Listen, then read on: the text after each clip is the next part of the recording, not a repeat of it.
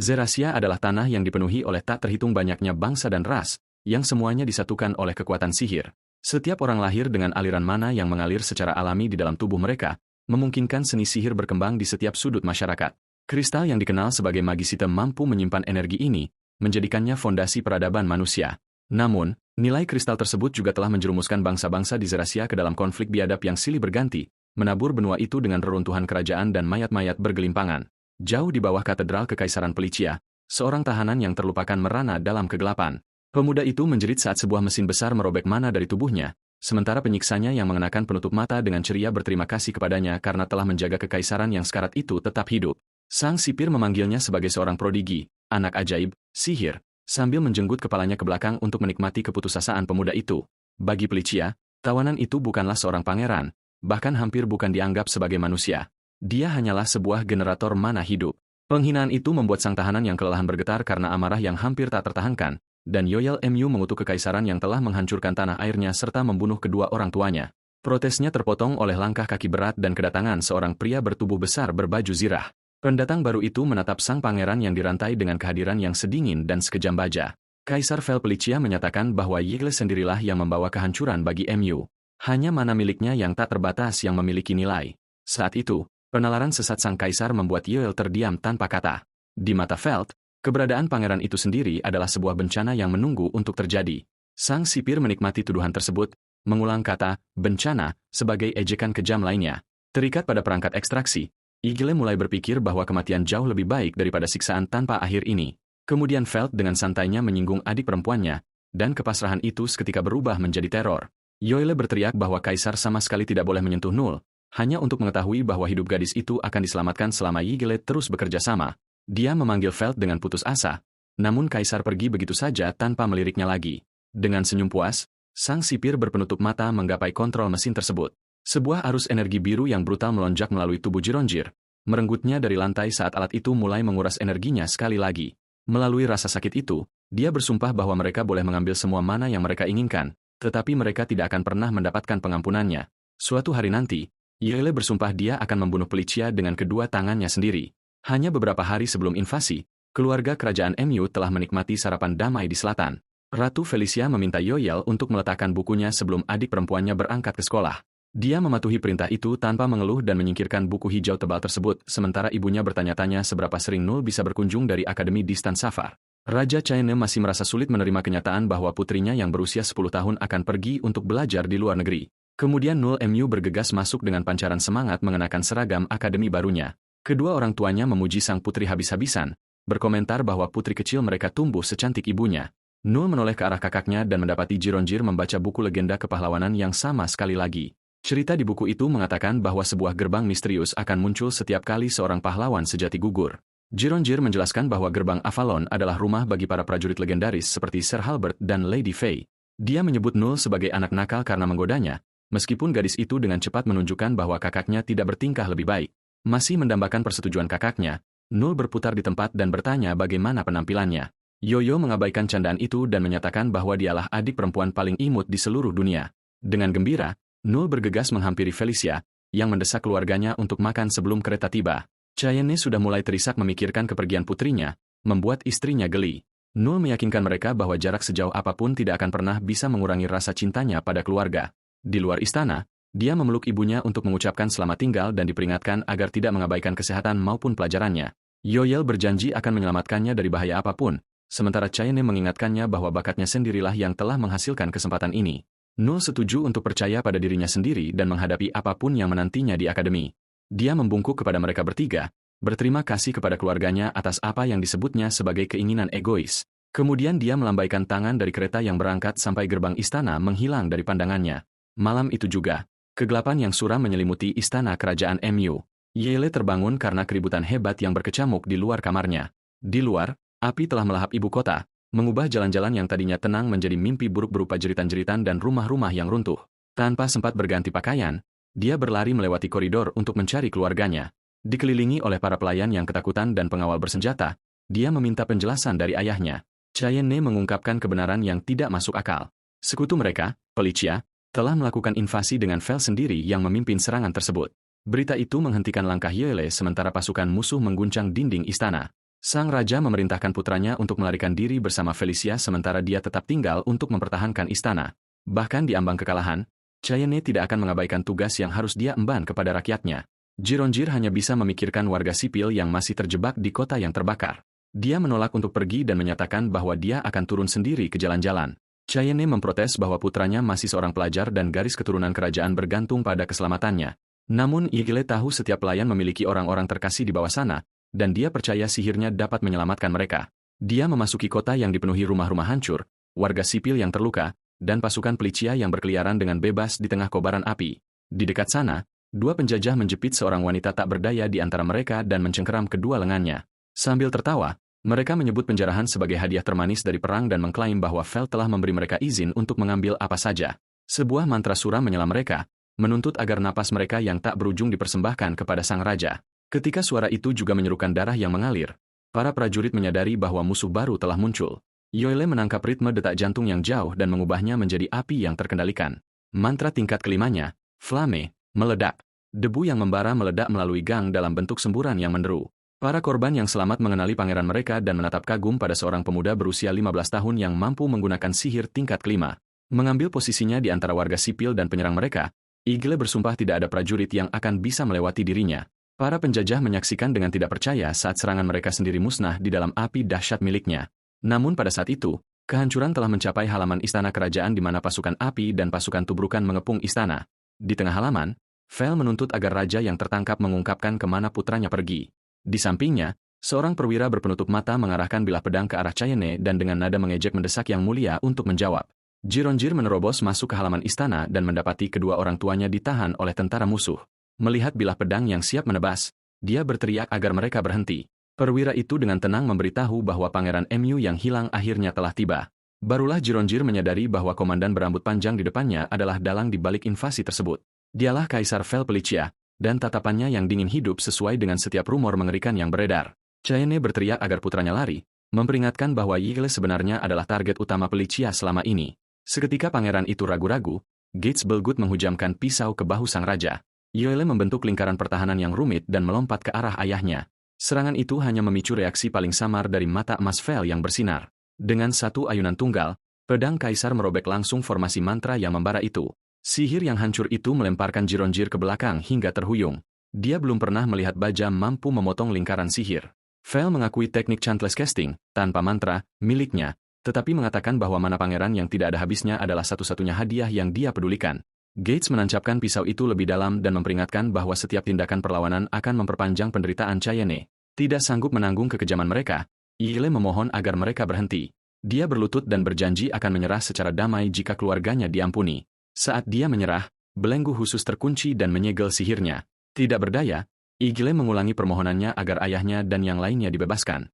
Vel mengabaikannya, menyerahkan tawanan itu dalam pengawasan Belgut, dan memerintahkan agar pangeran tersebut segera dipindahkan. Begitu kaisar pergi, Gates memerintahkan anak buahnya untuk membunuh semua pria dan mengambil wanita-wanita hidup-hidup. Yile menatapnya dengan ngeri, tidak dapat memahami mengapa penyerahannya sama sekali tidak mengubah apapun. Gates memastikan pangeran yang dibelenggu itu tetap berada di sana untuk menyaksikan pembantaian yang terbentang. Jeritan memenuhi halaman saat Yile meronta-ronta pada belenggunya dan memohon kepada para prajurit untuk berhenti. Terluka parah, Cheyenne memanggil nama putranya untuk terakhir kalinya. Bilah pedang lainnya berkelebat dan darah memercik ke seluruh tahanan yang ketakutan. Felicia menyaksikan tanpa berdaya saat darah suaminya menyebar di atas bebatuan di kakinya. Dikuasai oleh kesedihan, Yile bersumpah dia akan membunuh setiap orang yang bertanggung jawab. Gates tertawa, mencengkeram rambut ratu, dan menantang pangeran yang tidak berdaya itu untuk menyelamatkannya.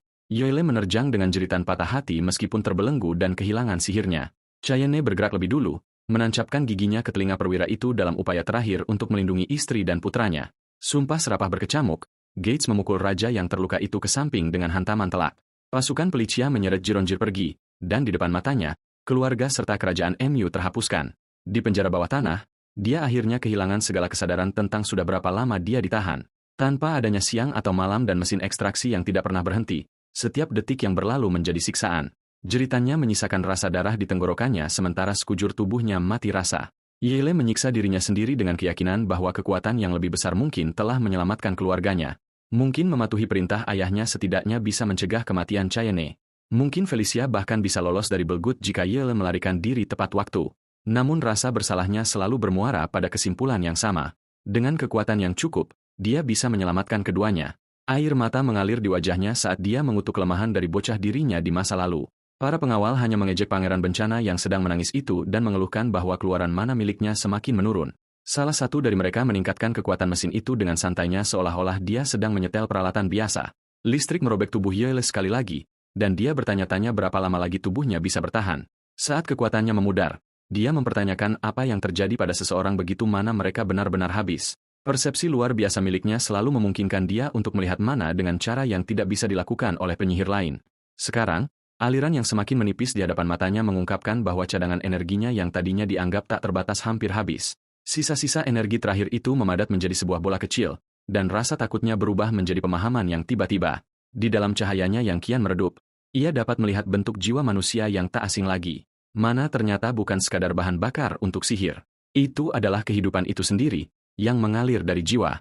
Di bawah tekanan mesin yang tak kenal ampun, bola itu retak bagaikan kaca yang rapuh. Aliran itu berhenti sepenuhnya, dan para pengawal yang terkejut menyimpulkan bahwa tahanan mereka telah tewas. Igile tergantung tak bernyawa di dalam alat tersebut, tanpa menunjukkan napas maupun detak jantung. Dalam kesunyian di luar kematian, sebuah suara yang jauh memanggil namanya. Sebuah pintu besar berkilauan muncul di dalam katedral, tak terlihat oleh setiap pengawal di sekelilingnya. Suara itu memerintahkan Igile untuk membuka matanya dan memproklamirkan bahwa ia telah dipilih sebagai seorang pahlawan. Sesosok makhluk mekanik perak melangkah keluar melalui cahaya tersebut dan menyambutnya di gerbang Avalon. Yeole teringat akan gerbang dari buku masa kecilnya dan bertanya apakah kisah-kisah kuno itu benar adanya. Pintu kemustahilan yang melayang di atas penjara itu seolah memberikan jawabannya sendiri. Pemandunya mengumumkan bahwa pahlawan yang baru dipilih itu telah mendapatkan tempat abadi di Avalon. Sebuah tangan yang bercahaya meraihnya saat ia berjuang untuk memahami apa yang sedang terjadi. Gerbang yang terbuka itu menawarkan pelarian dari tubuhnya yang hancur dan akhir dari segala penderitaannya. Terbebas dari rantai fisik, Yeole mengangkat tangan rohnya yang tembus pandang ke arah gerbang itu. Di bawah, para pengawal yang tidak sadar merayakan kematiannya dan imbalan yang mereka harapkan dari sang kaisar. Jiwanya mulai bangkit, tetapi rasa bersalah menghentikannya tepat sebelum ia menyentuh jari-jari makhluk tersebut. Semua orang yang dicintainya telah tewas karena dirinya. Bagaimana ia bisa menerima kedamaian sebagai satu-satunya yang selamat? Yeole meminta maaf kepada Null, merasa malu bahwa saudara perempuan yang sangat mempercayainya itu justru akan ditinggalkan oleh janji terakhirnya. Kemudian sebuah kenangan berharga kembali terlintas. Null dengan penuh semangat memintanya untuk menilai seragam akademi barunya. Gadis itu dengan bangga telah memperlihatkan pakaian yang akan ia kenakan di Akademi Safar. Pagi itu, ia telah menyatakan dengan senyum yang berseri-seri bahwa ia sangat mencintai seluruh keluarganya. Sebelum pergi, ia telah berterima kasih kepada mereka karena telah menuruti mimpi yang ia sebut sebagai impian egois. Kenangan itu menarik Yeole kembali dan ia menolak keputusan Avalon. Null percaya bahwa ia akan melindungi gadis itu, dan selama adiknya itu mungkin masih hidup, janji tersebut belum terpenuhi. Ia meraih uluran tangan sang pemandu bukan untuk memasuki Avalon, melainkan untuk memaksa jalan kembali demi menyelamatkan adiknya. Pandu itu memerintahkan Gironjir Mu untuk melintasi ambang batas dan tunduk pada klaim Avalon. Sebaliknya, Yeole mencoba merapalkan mantra Blazing Inferno, berharap dapat menghancurkan kendali itu dengan kekuatan mentah. Cahaya merah di telapak tangannya padam sebelum mantra itu sempat terbentuk. Tanpa tubuh yang hidup, rohnya tidak lagi dapat menghasilkan mana yang dibutuhkan untuk sihir. Sang pemandu menjelaskan bahwa Avalon telah memberikannya izin masuk, bukan hak untuk menolaknya. Yeole menjawab bahwa Null tidak memiliki pelindung lain dan ia tidak akan menyerahkan tugas tersebut. Satu keyakinan mengalahkan segalanya. Ia tidak diizinkan mati di tempat ini. Pemandu berwajah mesin itu menjawab bahwa pilihan itu tidak pernah menjadi haknya. Tangan-tangan hantu mencengkeram lengan dan kaki Igle, menyeret rohnya ke arah gerbang. Mengingat bahwa mana lahir dari lubuk jiwa, ia membentuk ulang wujud rohaninya dan meronta hingga lepas. Sang pandu memperingatkan dengan dingin bahwa ia telah memasuki wilayah yang tidak pernah dimaksudkan untuknya. Yeole menolak membiarkan Avalon menentukan di mana eksistensinya akan berakhir. Baik pahlawan mesin maupun takdir itu sendiri tidak akan membuat keputusan tersebut menggantikannya. Ia melesat maju dan kekangan spektral itu terpental di bawah kekuatan tekadnya. Semakin banyak tangan yang menggapai dari segala arah, tetapi Igle memantapkan wujud barunya dan terus melawan. Di seberang ambang batas, jiwa-jiwa legendaris menyaksikan dengan takjub saat sesosok roh baru bergerak sepenuhnya atas kemauannya sendiri. Suara-suara mereka melayang keluar dari Avalon, mengungkapkan bahwa perjuangan itu memiliki penonton.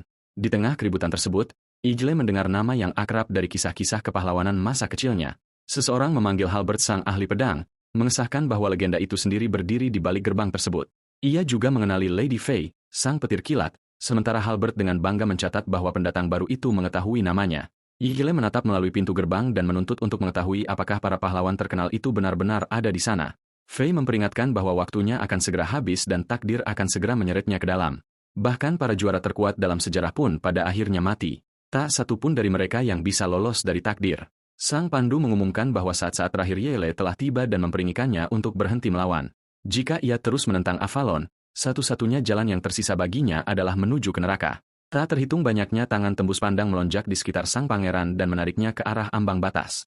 Namun ancaman kebinasaan tidak ada artinya, sementara janji yang belum terpenuhi masih mengikatnya pada kehidupan. Pemikiran tentang Nul yang menanggungnya memberi Yole kekuatan untuk melepaskan diri dari cengkeraman Avalon.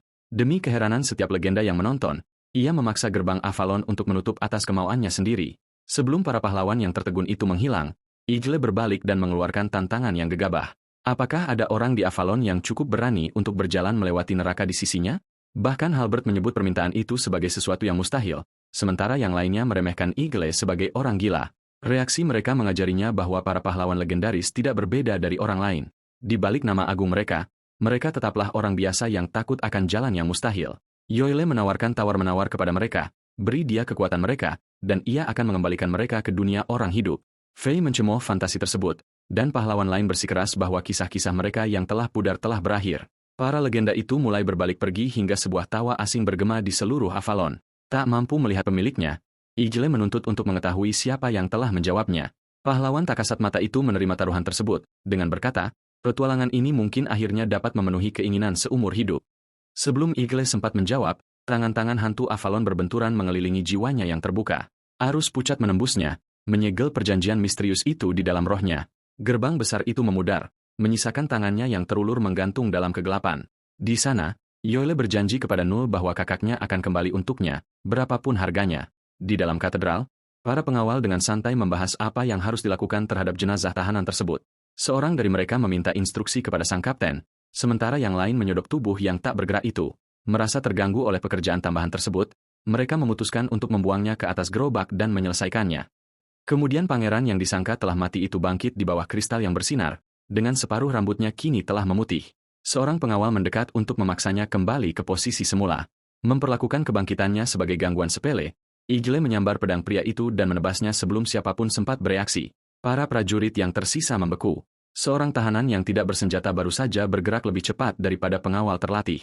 Mempelajari pedang berlumuran darah itu, Yile berkomentar dengan tenang yang mencekam bahwa mata pedangnya sangatlah tumpul. Ia menyuruh yang lain untuk berhenti membuang-buang waktunya dan menebas dua prajurit lagi dalam satu sapuan tunggal. Cipratan darah memenuhi dirinya dengan sensasi menggelisahkan, seolah-olah rasa haus pejuang lain telah bangkit di dalam dirinya. Sebuah suara mendesaknya untuk terus menebas, ingin melihat darah musuh maupun darahnya sendiri tumpah di lantai. Kepanikan menyebar di antara para pengawal.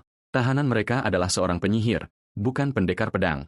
Yile berjalan melompati mereka yang telah tumbang hingga satu penyintas yang ketakutan menuntut untuk mengetahui siapa dirinya sebenarnya. Kehadiran kedua menjawab dari dalam, memperkenalkan dirinya sebagai kapten dari unit pertama Shin Sengumi.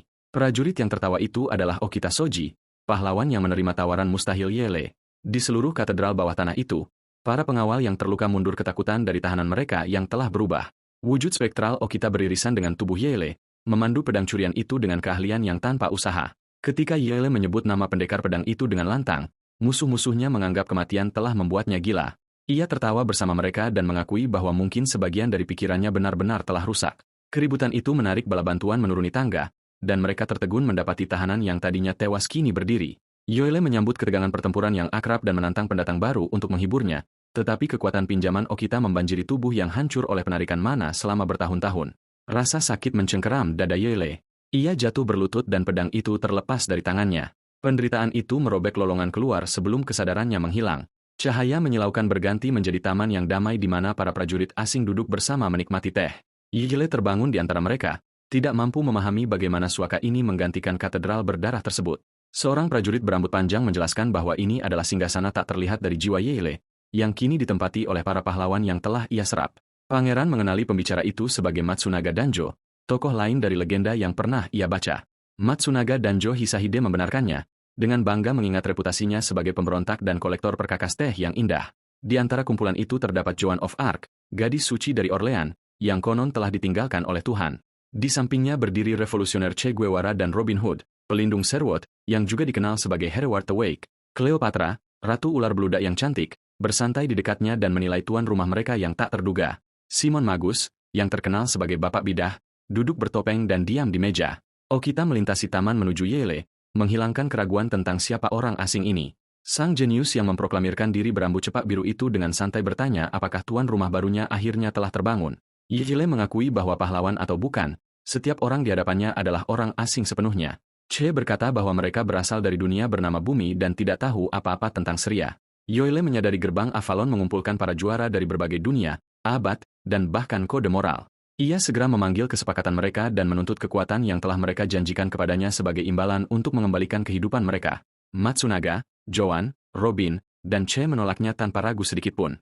Simon, Cleopatra, dan yang lainnya menolak juga, membuat sang pangeran terpaku kebingungan. Untuk sesaat yang panjang, Igle tidak dapat memahami mengapa setiap sekutu yang seharusnya ada telah mengingkari perjanjian mereka. Joan mengulangi ketentuan persisnya. Pertama, ia mengembalikan mereka ke kehidupan, kemudian mereka meminjamkan kekuatannya kepadanya. Robin menambahkan bahwa jika Igle melanggar janjinya, tak satu pun dari mereka yang akan berutang apapun kepadanya.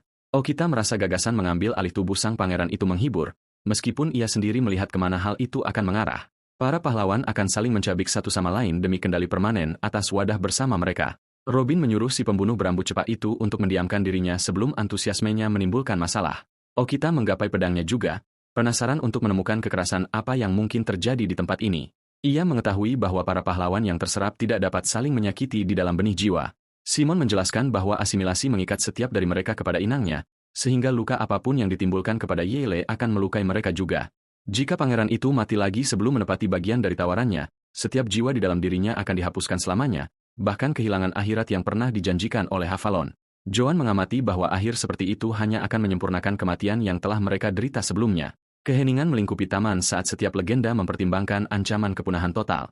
Yoile mengubah pendekatannya dan bertanya apa yang sebenarnya mereka inginkan dari kehidupan kedua. Setiap tatapan menajam. Kematian sama sekali tidak memadamkan ambisi lama mereka. Matsunaga menginginkan setiap benda indah yang konon memiliki jiwa, sebuah nafsu yang ia sebut sebagai estetisme murni. Joan mencari keselamatan bagi yang lemah dengan menghancurkan kelemahan begitu telut hingga tak ada lagi bagian darinya yang tersisa. Chai memimpikan sebuah revolusi yang cukup kuat untuk menyeret seluruh dunia ke dalam transformasi yang penuh kekerasan. Robin hanya menginginkan hutan yang tenang dan kedamaian untuk tinggal di sana sendirian. Cleopatra mendambakan kenikmatan tanpa batas, mencari sensasi yang melampaui apapun yang pernah ia kenal. Simon mengejar pengetahuan yang sempurna, mendambakan setiap kebenaran baru dengan keserakahan yang nyaris seperti dewa. Okita meminta medan perang yang layak dan kesempatan untuk meraih kematian yang memuaskan dalam pertempuran. Begitu mereka selesai, Jironjir bertanya apakah jalan nyata kembali ke kehidupan akan membuat mereka mempertimbangkan kembali. Matsunaga mengamati anak laki-laki itu, merasakan rencana berbahaya lain di balik ekspresinya yang tenang. Yang lain berkumpul mengelilingi meja dan menuntut untuk mendengar apa yang sebenarnya ia berniat lakukan. Okita setuju lebih dulu, merasa senang dengan kemungkinan apapun yang lebih menarik daripada kebosanan abadi di taman. Kemudian ia menunjukkan masalah langsungnya. Tubuh sadar Yoyola masih dikelilingi oleh para prajurit kekaisaran. Bangkit dengan tekad baru, sang pangeran berkata ada satu mantra yang ingin ia coba. Kembali di katedral, cahaya biru mulai berkumpul di sekeliling tahanan yang berlutut. Jironjir membuka matanya dengan senyuman tenang. Sudah yakin bahwa eksperimennya berhasil. Kata-kata senja dan fajar, bumi dan langit serta wujud yang lahir dari kekacauan bangkit secara naluriah ke bibirnya. Lingkaran sihir yang bercahaya menyebar di bawahnya. Saat manifestasi pahlawan terbentuk, Okita Soji ditarik dari singgasana jiwa dan diberi tubuh fisik di sisi Jironjir. Sang pendekar pedang mengagumi kebebasannya sementara para penjaga menuntut untuk tahu siapa dia dan dari mana asalnya. Yoile tidak memberikan penjelasan. Ia hanya memerintahkan Okita untuk membunuh musuh-musuhnya. Okita mematuhinya dengan senang hati, menebas prajurit terdekat sebelum pria itu sempat mengangkat senjatanya. Kemudian ia menghadapi sisa pasukan dan dengan sopan mengundang lawan berikutnya untuk maju. Beberapa prajurit berlapis baja mengepungnya, percaya bahwa jumlah yang banyak akan meremukan penyusup yang mustahil itu. Rekan-rekan mereka yang terguncang tidak dapat memahami bagaimana orang asing bisa muncul di dalam katedral yang disegel. Yoile hanya bisa mengatakan bahwa mantra itu datang kepadanya meskipun tidak pernah diajarkan. Lingkaran sihir dan mantra selalu muncul melalui naluri daripada belajar. Okita langsung mengenali perintah yang tanpa usaha ini sebagai tanda seorang jenius sejati. Kesal karena diabaikan, seorang prajurit yang tidak sabar menyerang di tengah percakapan mereka. Okita menangkap bilah pedang yang turun itu dengan santai dan memberitahu pria itu bahwa gerakannya terlalu lambat. Ia menyelip di sekitar serangan susulan yang putus asa, mengekspos celah sempurna dalam pertahanan prajurit itu.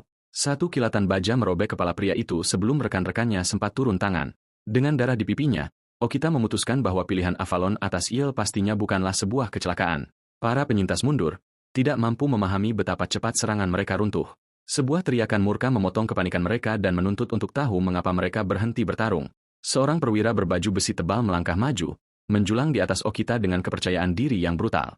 Sang pendekar pedang tersenyum kepada pendatang baru itu, senang karena akhirnya menemukan seseorang yang layak diuji. Igile mengawasi dari dekat, bersiap menghadapi kekuatan apapun yang ditunjukkan kekaisaran berikutnya.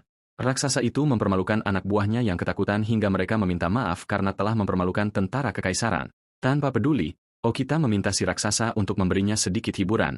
Perwira itu mencibir dan meremehkan prajurit yang lebih kecil itu sebagai sampah tak berguna. Klub berdurinya menghantam turun, menghancurkan lantai batu tempat Okita berdiri sedetik sebelumnya. Okita meluncur lolos dengan tawa, gembira oleh kekuatan mentah dari hantaman tersebut. Ayunan besar lainnya menyusul, tetapi ia meluncur mengitari momentumnya dengan mudah. Selama pertarungan, Okita melirik ke belakang dan melihat benang biru yang menghubungkannya dengan sang pemanggil. Merasa penasaran, ia bergerak lebih jauh hingga tambatan magis itu tertarik tegang. Ujian tersebut menunjukkan bahwa tubuh termanifestasinya tidak dapat bergerak lebih dari sekitar 20 kaki dari Igle. Melihat celah, perwira itu menyerang dari belakang dan meraung agar Okita menghadapinya. Sang pendekar pedang berputar balik, menyambut pentungan itu dengan bilahnya dan menolak menyerah barang 1 inci pun. Uap mengepul dari pria berbaju besi itu saat rasa tidak percaya menyapu bersih kepercayaan dirinya. Ejekan tegangnya tidak dapat menyembunyikan ketakutan melihat hantaman mengerikan itu dihentikan. Okita juga terkejut. Setelan baju besi biasa seharusnya terbelah di bawah serangannya.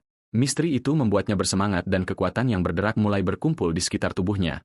Perwira itu mengangkat pentungannya dan menyatakan bahwa perjuangan lebih lanjut tidak ada gunanya. Okita merespons dengan 1 tebusan sempurna menembus baju besi yang diperkuat dan daging di bawahnya. Para prajurit mengenali komandan peleton mereka dan menatap ngeri pada luka tersebut. Senyumnya memudar. Okita mempelajari hasil tersebut sebelum berbalik ke arah prajurit yang tersisa. Energi biru bangkit di sekelilingnya saat ia menawarkan untuk mengirim setiap rekan ke liang kubur bersama-sama. Sebelum ia sempat bergerak, komandan yang terluka itu mencengkeram Igle dan menempatkan pisau di lehernya. Sambil menertawakan peluangnya, pria itu memerintahkan Okita untuk menjatuhkan senjatanya atau melihat sang pangeran mati. Yale meminta maaf karena tertangkap, tetapi Okita hanya tersenyum dan mengatakan tidak ada masalah. Mengabaikan ancaman panik itu, sang pendekar pedang menyerbu dan berkata keputusannya telah dibuat. Bilahnya membuka leher komandan yang tidak terlindungi saat Okita bersumpah tidak akan pernah kehilangan rekan lainnya.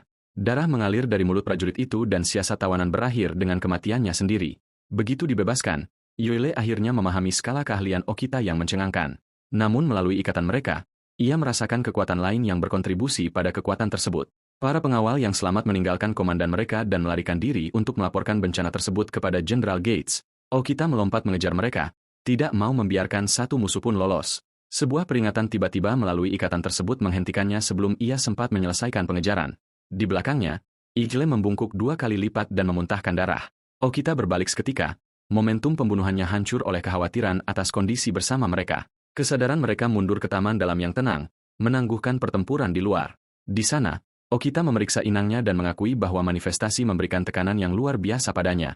Igle mengatakan sihir normal masih bisa ditanggung, tetapi kekuatan pinjaman seorang pahlawan membakar tubuhnya bagaikan batu cair. Meskipun demikian, Okita kagum bahwa seorang pemula yang babak belur dapat mengendalikan teknik asing tersebut sama sekali. Yole memuji kekuatan sang pendekar pedang, tetapi Okita bersikeras bahwa prajurit yang lebih hebat itu ada, dan ia masih harus banyak belajar. Kemudian ia dengan tenang memanggil Yole sebagai salah satu rekannya, mengubah sifat tawaran mereka. Selama sang pangeran tidak pernah mengkhianatinya, Okita berjanji untuk menjaga punggungnya. Igle menerima syarat itu dan hanya meminta sekutu barunya yang pertama itu untuk tidak pernah meninggalkannya. Sebelum istirahat singkat mereka berakhir, sang pangeran teringat 1 kewajiban terakhir. Ia membungkuk dalam-dalam dan menyampaikan terima kasih yang tulus kepada pria yang menyelamatkan hidupnya. Okita membalasnya dengan senyuman lembut, menyegel kemitraan tidak resmi mereka tanpa sepatah kata pun. Kemudian, Yole meninggalkan gereja kekaisaran yang tersembunyi sendirian di bawah jubah musafir yang terkoyak. Ledakan dahsyat menelan pintu masuk di belakangnya, mengubur penjara itu dalam api dan reruntuhan. Berjalan melewati panas, ia merenungkan pertemuannya dengan pahlawan yang lahir dari dunia yang sepenuhnya berbeda. Pertemuan mustahil itu mungkin merupakan keuntungan yang tepat yang ia butuhkan untuk bertahan hidup. Untuk tugas di depan, orang luar yang audak dan tidak tersentuh oleh akal sehat Zerasia bisa sangat berharga. Di bawah langit yang membakar, Yele menyuruh Nul menunggu dan berjanji bahwa kakaknya akan melindunginya. Sumpah itu, yang ditempa oleh semua yang telah hilang, adalah alasan ia kembali dari kematian. Pelariannya membawanya menuju Keper, sebuah kota perbatasan yang masih berada di bawah kendali kekaisaran. Pernah terkenal dengan pemandian air panasnya, Keeper dulunya menarik para pelancong dari seluruh wilayah. Namun 2 tahun pendudukan telah menggantikan para pengunjungnya dengan tentara pisian. Resor yang dulunya berkembang pesat itu telah menjadi cangkang yang miskin. Penduduknya yang kelelahan berjuang untuk bertahan hidup. Yile tersandung di jalan-jalan yang runtuh. Bertanya-tanya sudah berapa lama kekaisaran menahannya. Saat tubuhnya mulai melemah, ia memaksakan diri untuk maju, tahu bahwa ia tidak bisa menyelamatkan Nul sampai ia memulihkan kekuatannya. Seorang penjual buah salah mengenalinya sebagai pelanggan, lalu dengan enggan menjawab pertanyaan anehnya tentang tanggal. Saat itu adalah tahun 1321 dari kalender Baldia. 5 tahun penuh telah lenyap dari kehidupan Yile. Kesal karena orang asing yang compang-camping itu menghalangi bisnisnya, pedagang itu menendangnya ke jalan. Terkuruk di atas bebatuan, Yile membisikkan nama Nul dan memuji bahwa ia selamat. Tidak jauh dari sana, tentara kekaisaran memproklamirkan kota itu sebagai tempat bagi manusia saat mereka menyiksa seorang tawanan Beastkin yang tersembunyi. Korban mereka adalah wanita Beastkin yang terluka yang terjebak di tanah oleh 3 pria berbaju besi. Salah satu dari mereka menendangnya dan berjanji kepada rekan-rekannya bahwa mereka akan mengajari bis tersebut untuk patuh. Saat mereka mempinjamkannya ke bawah, para prajurit secara terbuka berspekulasi tentang berapa harga yang mungkin dibayar oleh pembeli bangsawan. Telinga kucing di sebuah kisah mengungkapkan warisan beast wanita yang terluka itu. Pemimpin mereka menyarankan untuk memeriksa barang dagangan sebelum penjualan, menyangkal bahkan hak dasarnya sebagai manusia. Darah mengalir dari mulutnya saat ia menarik diri dan memperingatkan prajurit yang mendekat agar menjauh. Pria itu hanya menyeringai, yakin bahwa cedera dan jumlah telah membuat perlawanan menjadi mustahil. Kemudian sosok berjubah muncul di belakang mereka dan dengan dingin bertanya siapa mereka. Hampir tidak mampu berdiri, Yile menghadapi Alfu dengan fokus yang tak tergoyahkan. Ia menapatkan telapak tangannya dan meraih ke dalam jiwanya dengan pemanggilan pahlawan. Cahaya hijau menyebar di lorong saat Robin Hood kembali ke dunia fisik. Pemanah legendaris itu kagum karena bisa hidup kembali, tetapi Eagle memintanya untuk meminjamkan kekuatannya sebelum merayakannya. Para prajurit menuntut penjelasan, tidak sadar bahwa keseimbangan kekuatan telah bergeser. Robin mengangkat satu jari dan dengan tenang memerintahkan para pria itu untuk diam. Eagle meminta maaf karena memanggilnya secara tiba-tiba, menjelaskan bahwa ia tidak bisa meninggalkan wanita yang terluka itu, menyangka kelelahan sebagai kelemahan. Seorang prajurit yang marah mengancam akan membunuh orang asing yang ikut campur itu. Panah bercahaya Robin menembusnya sebelum ancaman itu menjadi tindakan. Sang buronan membidik anak panah lain dan dengan tenang mengundang siapapun untuk melawan. Ia mengaku bahwa ia tidak membenci belas kasihan yang membuat pemanggilnya begitu sembrono tanpa harapan. Prajurit kedua menyerbu dengan pedang terangkat, menuduh mereka berdua menentang Felicia. Panah lain melesat terlalu cepat untuk dilacak dan mengiris pipi pria itu. Tidak mampu bahkan melihat Robin melepaskan tembakan. Penyerang itu membeku saat panah baru menemui talinya. Pemanah itu berjanji bahwa panah berikutnya tidak akan meleset, menyerahkan pilihan untuk bertahan hidup kepada mereka. Prajurit yang tersisa melarikan diri, berteriak bahwa musuh misterius mereka akan menyesal telah mempermalukan kekaisaran. Dengan lorong yang aman, Robin merayakan kebangkitannya dan menuntut waktu untuk menikmati hidup. Tubuh termanifestasinya mulai larut hampir seketika, mengakhiri perayaan itu dengan kecepatan yang kejam. Pada saat yang sama, Yile terjatuh ke atas bebatuan dan berjuang untuk tetap sadar. Ia menggapai maju dengan kekuatan terakhirnya, mengulangi bahwa ia masih harus menemukan Nul. Beastkin yang diselamatkan menyaksikan dengan syok, terjebak antara rasa takut pada orang asing itu dan kekhawatiran padanya. Penglihatannya menutup dan setelah satu kutukan terakhir, kegelapan merenggutnya. Jauh di sana, ibu kota kekaisaran Grand Marcel bangkit di bawah malam dalam lingkaran tembok berbenteng. Di pusatnya, menara-menara beku dari istana abadi mendominasi setiap distrik. Jauh di dalam, sebuah ruang audiensi terletak di bawah cahaya biru dingin dan tatapan para penjaga batu. Kaisar Feld duduk sendirian di singgasana yang jauh, mata emasnya mengeras oleh berita yang tidak menyenangkan. 3 komandan berlutut di bawah, masing-masing dipersenjatai secara berbeda tetapi sama-sama berhati-hati di bawah tatapannya. Mereka adalah Dewan 3 Jenderal Picia, otoritas militer tertinggi kekaisaran. Bubazil Gazelle, komandan Legiun Pertama dan dikenal sebagai Fly, selesai menyampaikan laporan. Feld mendengarkan tanpa ekspresi, membiarkan keheningan itu sendiri menekan ruang tersebut. Fly meminta maaf atas kebuntuan tersebut dan mengakui bahwa pasukannya belum mencapai kemenangan yang berarti. Man Machu dari Legiun Kedua yang disebut Scorpion dengan antusias menawarkan bantuannya di garis depan. Fly menolak, mengingatkannya bahwa Kaisar telah menugaskannya komando penting lainnya. Ia membungkuk lebih dekat dan menggoda memanggilnya dengan nama, membuat jenderal yang disiplin itu gelisah. Bubil memprotes bahwa mereka berdiri di hadapan penguasa mereka sementara Scorpion menertawakan keluguannya. Gates Belgood, komandan Legiun Ketiga dan jenderal yang disebut Monkey mengejek kegagalan Fly dan menyombongkan kecepatannya sendiri. Dari singgasananya, Feld mengamati persaingan mereka tanpa sedikit pun rasa amusing. Fly mengingatkan Monkey bahwa ia dipercayakan untuk mengawasi Pangeran Calamity yang terkenal keji. Gates mendismis Jironjir sebagai hewan peliharaan tuannya dan menyombongkan diri bahwa legiunnya suatu hari nanti akan melampaui mereka semua. Pertengkaran mereka berakhir ketika para prajurit bergegas masuk ke ruang dengan laporan mendesak dari gereja bawah tanah.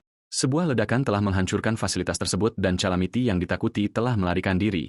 Arogansi Gates lenyap, digantikan seketika oleh ketidakpercayaan. Kaisar mengucapkan satu gelar, Monkey, dan ancaman dalam suaranya membungkam ruangan itu. Berkeringat di bawah tangga Felt, Gates berbalik segera menuju singgasananya. Jenderal lainnya membungkuk lebih rendah. Semua jejak kenakalan mereka sebelumnya hilang.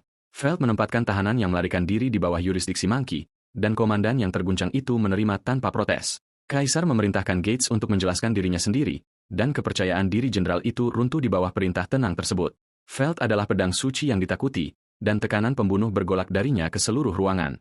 Gates hanya mampu mengeluh minta maaf yang tergagap, tahu bahwa tuannya tidak pernah bermurah hati dengan belas kasihan. Ia mengutuk semua orang yang bertanggung jawab atas pelarian itu dan memerintahkan agar mereka semua dipenggal. Keluarga mereka akan berbagi hukuman, tambahnya, menghunus pedang besarnya untuk menggarisbawahi ancaman tersebut. Sebelum Monkey sempat mundur, lingkaran bercahaya mengunci di sekelilingnya. Kekuatan tak kasat mata membanting wajah jenderal yang ketakutan itu langsung ke lantai, meninggalkan fitur wajahnya berlumuran darah. Sang kaisar menyebut bencana itu sebagai kegagalan pribadi monyet tersebut dan menolak setiap alasan sebelum sempat diucapkan. Terhancur di bawah kekuatan itu, Gates megap-megap memohon pengampunan. Ketika ditanya bagaimana ia akan menebus dosanya, ia bersumpah untuk mengerahkan seluruh legiun ketiga dan merebut kembali Ioel dalam waktu 3 hari. Sang pendekar pedang mengangkat senjatanya, akhirnya membiarkan jenderal yang berlutut itu bernapas. Gates terperanjat saat sihir itu memudar, tidak yakin apakah jangkauannya benar-benar telah menyelamatkannya. Felt menerima syarat itu dengan satu ketentuan. Pangeran bencana harus dibawa kembali dalam keadaan hidup. Kegagalan lain, ia memperingatkan, tidak akan mendapatkan pengampunan sama sekali. Saat sang kaisar pergi, Gates merangkak maju, dalam keadaan terhina, berdarah, dan sangat ingin mematuhi perintah. Tangan gemetar menyeret tubuhnya di atas batu saat ruangan audiensi perlahan memudar. Cahaya putih membasahi segalanya dan membawa kesadaran ke tempat yang berbeda. Cleopatra dan pahlawan lainnya membungkuk di atas Yaeli saat matanya mulai terbuka. Oh, kita berlatih di dekat sana sementara Robin dan Shay bersantai bersama, bukti bahwa ini bukan sekadar mimpi biasa. Yaeli duduk di samping meja panjang mereka dan mengenali kursi jiwa yang tak kasat mata. Ia langsung menuntut untuk mengetahui apa yang terjadi pada wanita Beastkin yang terluka itu. Pahlawan yang menghadapinya mengakui bahwa tidak ada yang tahu, menawarkan sedikit ketenangan. Matsunaga menganggap nasib wanita itu tidak relevan di samping keberhasilan manifestasi pahlawan. Cleopatra setuju. Bahkan tubuh sementara membuktikan bahwa seseorang dapat menarik orang mati kembali dari dunia bawah. Ia mengklaim giliran berikutnya dan dengan nada main-main menyarankan bahwa kerjasama yang baik mungkin akan memberinya ciuman. Simon menyela, pahlawan lain keberatan, dan hadiah yang diusulkan itu memicu pertengkaran riuh. Matsunaga dan Cleopatra merengut mendengar desahan lelah Simon dan menuntut untuk mengetahui masalah apa yang sedang dihadapinya. Sang penyihir memperingatkan bahwa manifestasi baru hanya akan bertahan beberapa detik saja, seperti halnya Robin. Ia meminta Jironjir untuk mengonfirmasinya dan menambahkan bahwa pemanggilan lain mungkin tidak akan berhasil sama sekali. Cleopatra berasumsi penyembuhan sederhana akan memperbaiki masalah tersebut, tetapi Simon mengatakan kerusakan itu terletak pada jiwa inang mereka. 7 roh pahlawan menekan bejana retak yang sama, dan retakan-retakan itu pada akhirnya akan menghancurkannya berkeping-keping. Namun, jika jiwa itu pulih, setiap pahlawan dapat bertahan lebih lama dan mengerahkan jauh lebih banyak kekuatan sejati mereka. Cleopatra mendesak Ihle untuk segera pulih hingga Matsunaga bertanya apakah sihir aslinya akan kembali juga. Simon menjawab tidak. Manifestasi berasal dari asimilasi. Namun, jiwa Yoele yang rusak tidak lagi dapat menghasilkan mana. Kehilangan itu membungkam sang pangeran. Cadangan sihirnya yang tak terbatas seakan ingin melenyapkan seluruh eksistensinya. Matsunaga kemudian bertanya bagaimana Simon tahu banyak tentang sihir ketika mereka berdua berasal dari bumi. Pahlawan bertopeng itu mengidentifikasi dirinya sebagai seorang penyihir dari Samaria, membuat pengetahuan seperti itu menjadi hal yang wajar. Di luar gerbang Avalon, ia menghabiskan waktu yang tak terhitung untuk mempelajari jiwa tanpa gangguan. Rasanya seperti berabad-abad, bahkan talenta milenia, bahkan ketika dunia yang hidup terus berjalan maju. Jironjir menundukkan pandangannya. Rentang waktu yang tak terbayangkan itu tidak lebih penting daripada bahaya yang berada tepat di hadapannya. Dengan atau tanpa sihir, melindungi Nul tetap menjadi tujuannya, dan ia meminta kekuatan dari para pahlawan. Joan menyebut permintaan itu tidak tahu malu dan sangat mudah, membuat seluruh perkumpulan membeku dengan rasa jijik. Bagaimana ia mengharapkan bisa melindungi siapapun? Tanyanya, ketika ia tidak memiliki kekuatannya sendiri. Lalu ia dengan mentah menolak untuk meminjamkannya kekuatan miliknya, mengejutkan Igle dengan ketegasan jawabannya. Joan menunjuk wanita Beastkin itu dan menyatakan bahwa ia seharusnya membiarkannya mati saja. Menyelamatkan yang lemah tidak ada artinya, katanya, karena orang tak berdaya pada akhirnya akan menjadi buas. Joan masih dihantui oleh Ruan dan alun-alun tempat Prancis menghukumnya untuk dibakar. Ia telah berjuang demi Tuhan, negaranya, dan warga rentan yang kemudian mengkhianatinya. Terikat di tiang pancang, ia malah menerima kobaran api mereka alih-alih rasa terima kasih. Melalui kepulan asap, orang banyak menyebutnya sebagai penyihir dan melemparkannya dengan batu. Eksekusi itu meyakinkan Joan bahwa kelemahan adalah penyakit yang tak tersembuhkan di dalam diri umat manusia. Sejak saat itu, ia percaya bahwa satu-satunya keselamatan sejati bagi yang lemah adalah kematian di tangannya. Sampai Yegle menerima keyakinan itu, ia tidak akan pernah mengizinkannya menggunakan kekuatannya. Ia bertanya apakah Joan benar-benar akan menelantarkan wanita yang terluka tanpa berpikir panjang. Joan menjawab bahwa belas kasihannya telah berkontribusi pada kematian orang tuanya ketika Mu jatuh. Jika ia mengulangi kesalahan yang sama, belas kasihannya yang gegabah dapat mengorbankan nyawa Nul juga. Tuduhan itu hanya memperkeras tekad Yegle, dan ia bersumpah saudara perempuannya akan selamat. Tanpa bergeming, Joan menyuruhnya untuk mempertimbangkan setiap konsekuensi sebelum bertindak. Ia berjalan menjauh dari meja, meninggalkan peringatannya di atas taman yang sunyi. Yegle tetap duduk di antara para pahlawan, terpaksa merenungkan harga dari satu kesalahan lagi. Malam turun di atas sebuah rumah kayu sederhana di suatu tempat di kota perbatasan yang miskin. Kembali ke dalam tubuhnya yang babak belur, sang pangeran yang jatuh membuka matanya di bawah cahaya biru pucat. Ia mendapati dirinya berada di ruangan yang tidak dikenalnya dan bertanya-tanya siapa yang membawanya ke sana. Suara pelan menarik perhatiannya pada wanita Beaskin yang tidur bersandar di dadanya. Gironjir membeku ketika ia menyadari mereka berbagi tempat tidur dan tangannya melingkar di tubuhnya. Gerakannya membangunkan wanita itu, dan satu mata emas terbuka dengan kewaspadaan seketika. Saat wanita itu melihatnya sadar, kelegaan mengatasinya dan ia menariknya ke dalam pelukan erat. Ia berjuang mengucapkan terima kasih kepada Tuhan melalui air mata sementara Yegle kesulitan memahami sambutan emosional tersebut. Masih terkejut dengan kepedulian seorang orang asing, ia bertanya mengapa wanita itu menangis. Alih-alih menjawab, ia memeluknya lebih erat dan mengulangi rasa terima kasihnya. Kelegaan tanpa penjagaan itu membuatnya terdiam, tetapi kehangatannya perlahan melunturkan kecurigaannya. Akhirnya, senyum lelah terukir di wajahnya. Entah bagaimana, keduanya berhasil selamat. Wanita itu menjelaskan bahwa ia pingsan setelah menyelamatkannya, dan Yegle akhirnya bertanya mengapa mereka berada di tempat tidur yang sama. Tanpa selimut cadangan, ia menggunakan kehangatan tubuhnya sendiri untuk menghentikan gemetar hebat sang pangeran. Yegle membungkuk dengan tulus, menyadari bahwa perawatannya mungkin menjadi alasan mengapa ia masih hidup. Rasa hormatnya membuat wanita itu lengah dan sempat mengganggu keintiman di antara mereka. Wanita itu memperkenalkan dirinya sebagai Chia dan bertanya mengapa seorang asing mempertaruhkan nyawanya demi dirinya. Yegle memberikan jawaban paling sederhana. Tentara kekaisaran menyakitinya dan itu sudah menjadi alasan yang cukup. Menyadari luka-lukanya yang tak terhitung jumlahnya, Chia bertanya apakah Plicia yang menimpakan semua itu juga. Ia mengaku bahwa kekaisaran memenjarakannya selama 5 tahun sebelum ia berhasil kabur. Pasukan mereka juga membunuh kedua orang tuanya. Sebuah pengakuan yang membuat Chia terpaku. Meskipun kondisinya memprihatinkan, Yegle mulai mengenakan pakaiannya dan berkata bahwa ia harus mencapai Rada sebelum Nul berada dalam bahaya. Begitu saudara perempuannya selamat, ia berniat untuk menghancurkan kekaisaran. Chia mempertanyakan apakah tubuhnya yang hancur dapat bertahan dalam perjalanan itu, tetapi ia bersikeras tidak ada waktu lagi. Vel tahu tentang Nul, dan Yegle bersumpah untuk mengalahkan siapapun yang dikirim kaisar untuk mengejarnya. Mendengar rencananya, Chia menawarkan satu kemungkinan cara untuk pulih. Metode tertentu yang diklaimnya dapat menyembuhkan tubuhnya sepenuhnya. Binatang buas dapat menjaga mata air rahasia yang disebut mata air bulan terkumpul. Namanya yang aneh membuat Yegle tertegun, tetapi keputusasaan tidak akan membiarkannya mengabaikan kemungkinan tersebut. Chia mengatakan airnya bahkan dapat memulihkan luka yang cukup parah hingga mengancam nyawa seseorang. Energi roh mengisi mata air tersembunyi itu dan menyembuhkan dengan cepat, tetapi pintu masuknya hanya disediakan untuk Beaskin terpilih. Karena Chia sendiri dilarang masuk, Yegle bertanya apakah mengungkapkannya akan menempatkannya dalam bahaya. Keraguannya menunjukkan betapapun seriusnya larangan tersebut. Meskipun demikian, ia memaksakan senyum gugup dan bersikeras bahwa semuanya akan baik-baik saja. Sebelum Yegle sempat menentang kebohongan itu, derap sepatu bot di luar menandakan kedatangan tim pencari. Ia membungkam Chia dan menarik keduanya bersembunyi di bawah jendela. Saat pasukan kekaisaran memenuhi jalan, seorang perwira memerintahkan setiap rumah digeledah untuk mencari gadis Beaskin dan pemanah berbahaya. Tentara lain menyebutkan seorang pria berpenampilan compang-camping, mengonfirmasi bahwa patroli tersebut sedang memburu ketiga sosok dari gang itu.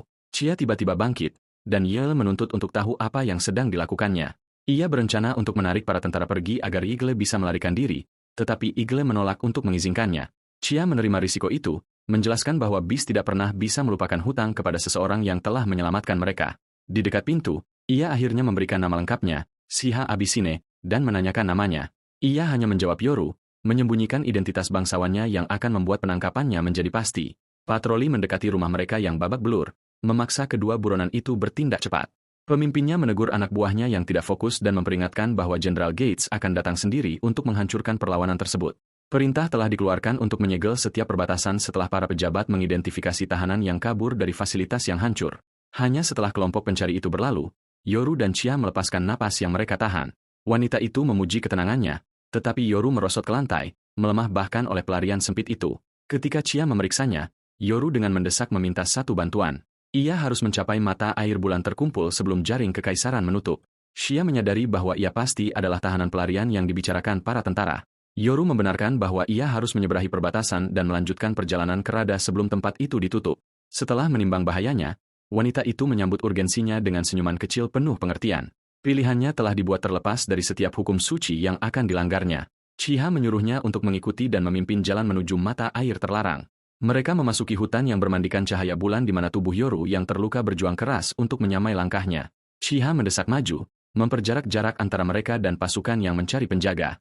Di belakangnya, Yoru teringat bahwa MU telah melarang perdagangan beaskin. Chia adalah orang pertama dari kaumnya yang ia temui. Beaskin memiliki telinga dan ekor hewan, pernah berkomunikasi dengan para roh, dan para wanitanya mendominasi harga yang sangat besar dari para penyelundup. Ketika napas Yoru mulai tersengal-sengal, Chia menoleh ke belakang dan menawarkannya waktu istirahat. Bersandar pada pohon, ia bertanya mengapa Chia berani mengambil risiko mengunjungi wilayah manusia sama sekali. Chia terkadang menyembunyikan telinganya untuk membeli persediaan, meskipun para pemburu membuat setiap perjalanan berpotensi mematikan. Mata air itu harus dilindungi karena roh-roh menjaganya dan hanya Beaskin yang tahu jalan menuju desa. Yoru menerima penjelasan itu dan menghemat sisa kekuatannya untuk perjalanan tersebut. Belum pernah ada manusia yang memasuki air tersebut. Jadi bahkan Chia hanya bisa berharap itu akan menyembuhkannya. Ia mengingatkan bahwa rahasia itu tidak boleh dibagikan kepada siapapun dan mendesaknya maju sebelum mereka ditemukan. Ketika Yoru memanggil namanya, kedua pelancong itu merasakan bahwa mereka tidak lagi sendirian. Sesosok siluet tinggi menghalangi jalur gelap di depan. Kembali di Keper, Gates tiba di rumah kayu lapuk itu bersama para prajurit gugup di sisinya. Penyintas yang babak belur itu mengonfirmasi bahwa disinilah pria berpenampilan compang-camping dan wanita Beaskin itu terakhir kali terlihat. Gates mengatakan melaporkan kejadian aneh adalah batas minimum, terutama ketika suasana hatinya sudah sangat buruk. Kemudian ia menyebut prajurit itu tidak berguna karena bisa tetap hidup sementara rekannya tewas. Pria itu mulai menyebutkan tentang seorang pemanah, namun Gates langsung menebasnya sebelum ia sempat menjelaskan. Sang jenderal mengulangi ciri-ciri rekan Yoru yang aneh, bertanya-tanya di mana sang tawanan menemukan sekutu. Darah menyebar di jalanan, menarik perhatian Gates ke apa yang telah ditinggalkan oleh prajurit yang tewas itu. Senyum keji kembali terukir di wajahnya. Laporan yang gagal itu mungkin masih memberikan sesuatu yang berguna. Berlutut di genangan darah, ia membentuk sebuah simbol dan memerintahkan darah tersebut untuk mengalir dengan cepat dan kembali mengambil bentuknya. Cairan merah pekat itu bergetar dan berbubur di bawah ujung jarinya. Pasukan mengenali cara kerja sihir bawaan yang langka, meskipun tak seorang pun yang tahu apa tujuannya. Gates mengangkat jarinya yang berlumuran darah ke lidahnya dan mengecap jejak tersebut untuk menemukan mangsanya. Sampel darah itu milik seorang Beaskin, manusia binatang, memberikan sang pemburu apa yang benar-benar ia butuhkan. Atas perintahnya, darah itu merentang di atas bebatuan dan melesat keluar penjagaan. Gates tertawa dan memerintahkan jejak yang hidup itu untuk memandu pasukannya kembali ke sumbernya. Cairan tersebut berkumpul menyerupai ular pelacak dan melesat menuju pemiliknya yang berada di kejauhan. Jauh di balik kota yang diduduki, sebuah desa tersembunyi terletak di antara dinding hutan dan pegunungan.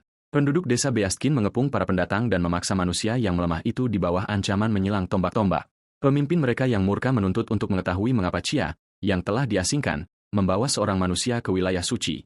Bahkan saat senjata diarahkan kepadanya, Yoru bersikeras bahwa perempuan itu tidak kejam. Sang tetua mengutuk umat manusia sebagai pembunuh, terpecah belah, dan tuli terhadap para roh, sementara yang lain meminta agar Chia dihukum. Bisikan-bisikan menyebutnya bodoh karena membela manusia dan mengenang penderitaan yang diderita ibunya. Chia merinding di bawah penghakiman mereka sementara Yoru mengamati dari tanah. Dengan memberlakukan kembali pengasingannya, sang tetua melarang mereka mengakses kolam-kolam bermandikan cahaya bulan. Chia membungkuk hingga dahinya menyentuh bumi dan memohon agar ia mempertimbangkan kembali. Sementara tombak-tombak menahan Yoru di tempatnya, ia memohon izin agar manusia itu bisa masuk ke mata air tersebut. Merasa murka karena Chia merendahkan diri di hadapan seorang manusia, sang tetua mengangkat tinjunya. Yoru bergerak di antara mereka dari posisi berlututnya dan melindungi Chia dari pukulan tersebut. Sang tetua terkejut karena seorang orang luar yang tidak berdaya masih berani mencampuri urusan mereka. Yoru teringat pernah mendengar bahwa Beaskin adalah orang-orang cantik yang dapat mendengar suara para roh dan bertanya apakah cerita itu salah. Apapun kebanggaan mereka, ia tidak melihat perbedaan antara kemanusiaan mereka dan kemanusiaannya sendiri. Sang tetua menolak kesetaraan tersebut dan menyatakan bahwa makhluk yang diberkati roh akan selamanya terpisah dari umat manusia. Yoru bertanya apakah para roh benar-benar memerintahkan mereka untuk membenci Chia dan menyebut bimbingan seperti itu tidak berguna jika memang demikian. Sang tetua mencap tantangan itu sebagai bentuk penistaan dan memerintahkan agar manusia tersebut dieksekusi saat matahari terbit. Chia memprotes, namun para penduduk desa bersikeras bahwa siapapun yang menemukan rumah mereka harus tetap dikurung hingga mati. Pertanyaan-pertanyaan penuh kegelisahannya tidak digubris saat keduanya dipisahkan dan dibawa pergi. Di balik jeruji batu, Yoru menyesali hinaannya yang gegabah dan bertanya-tanya apakah Chia aman. Menolak untuk menunggu eksekusi, ia memaksa dirinya berdiri tegak dan mencari jalan keluar. Tubuhnya yang melemah menghantam jeruji besi tersebut, namun struktur bangunan yang berat itu tidak bergeming. Pergelangan tangan yang terikat dan jeruji yang kaku membuat pelarian dengan kekuatan biasa menjadi tidak mungkin. Tanpa pilihan lain, Yoru bersiap mewujudkan seorang pahlawan cukup lama untuk menghancurkan penjara tersebut. Ia menutup mata dan berkonsentrasi, sadar bahwa sedetik saja kehilangan kesadaran bisa menghancurkannya. Kekuatan biru membanjiri sel saat pemanggilannya memanggil bentuk dari senja dan kekacauan. Okita muncul dan membelah jeruji besi dengan satu ayunan lebar. Bilah pedang yang sama memotong tali di pergelangan tangan Yoru sebelum perwujudan itu berakhir. Kebebasan menuntut harga yang mahal, meninggalkannya dalam keadaan terengah-engah di antara kayu-kayu yang hancur dan ikatan yang terputus. Rasa sakit yang luar biasa langsung menyusul, memperingatkan bahwa jiwanya yang retak hampir mencapai batasnya. Darah mengalir keluar dari mulut Yoru saat kekuatan pinjaman itu merobek tubuhnya yang gagal berfungsi. Sambil megap-megap, ia memerintahkan dirinya untuk maju dan mencoba menyeret kakinya yang terluka. Kekuatannya lenyap sepenuhnya, membuatnya jatuh tertelungkup di atas batu yang berlumuran darah. Xia melihat pelarian yang jatuh itu dan berbisik menyebut nama pinjamannya dengan cemas. Ia mendapati Yoru berada di luar sangkar yang hancur, hampir tidak sadarkan diri dan tidak mampu berdiri. Dengan kunci penjara di tangannya, ia menjawab panggilan terkejut Yoru dengan senyuman lega. Xia mengagumi reruntuhan tersebut, lalu meminta maaf karena butuh waktu lama untuk menemukan kunci. Para penjaga sudah pergi, jadi ia mendesaknya untuk segera melarikan diri. Yoru khawatir membantunya akan menjerumuskannya juga. Ia menyebut Chia sebagai penyelamatnya dan berjanji akan membalas budi meskipun kondisinya sendiri sedang buruk. Chia menjelaskan bahwa belum pernah ada manusia lain yang menunjukkan rasa terima kasih kepadanya, berjanji padanya, atau bahkan repot-repot memanggil namanya. Tindakan penghormatan kecil itulah yang membuatnya bahagia, dan menyelamatkannya terasa seperti satu-satunya respons yang jujur. Ketulusannya membuat Yoru merasa berterima kasih dalam diam dan mengakhiri usahanya untuk menolak. Mereka melarikan diri bersama, lengannya berada di bahu Chia sementara perempuan itu menopang sebagian besar berat badannya. Di hutan Moonlight, Chia meminta Yoru untuk memaafkan sang tetua yang menjatuhkan hukuman mati kepadanya. Kemudian ia mengungkapkan kebenarannya, sang tetua adalah ayahnya sendiri. Kekaisaran membunuh ibu Chia bertahun-tahun yang lalu dan meninggalkan ayahnya yang dikuasai oleh kebencian. Chia membenci Felicia juga, namun ia menolak untuk mengutuk setiap manusia atas kejahatan mereka. Desa mengusirnya karena keyakinan itu, dan ia takut bahkan ayahnya sendiri pun membencinya. Yoru tidak menaruh dendam kepada pria yang sedang berduka, yang berbalas tawa cerah dan ucapan terima kasih yang tulus dari Chia. Memandang Chia di bawah rembulan, ia tahu welas asih perempuan itu tidak pernah menjadi sebuah kesalahan. Jalur rahasia mereka berakhir di dinding akar yang menjulang tinggi, menyegel tanah suci. Chia melafalkan kalimat kuno dan memerintahkan jalur yang terjaga itu untuk terbuka.